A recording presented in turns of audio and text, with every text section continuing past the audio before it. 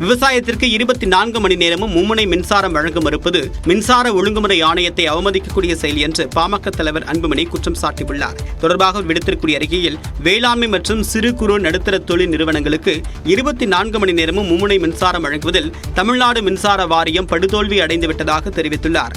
உழவர்களுக்கு 24 மணி நேரம் மின்சாரம் வழங்க வேண்டியது மின்சார வாரியத்தின் கடமை என்றும் தமிழ்நாடு மின்சார ஒழுங்குமுறை ஆணையம் தீர்ப்பளித்திருப்பதாகவும் அன்புமணி ராமதாஸ் சுட்டிக்காட்டியுள்ளார்.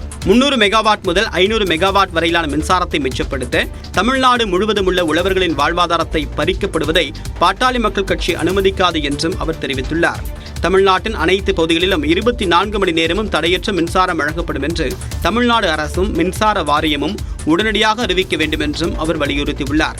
இல்லாவிட்டால் மின்சார ஒழுங்குமுறை ஆணையத்தில் அவமதிப்பு வழக்கும் உயர்நீதிமன்றத்தில் பொதுநல வழக்கும் தொடர நடவடிக்கை எடுக்கப்படும் என்றும் எச்சரிக்கை விடுத்துள்ளார்.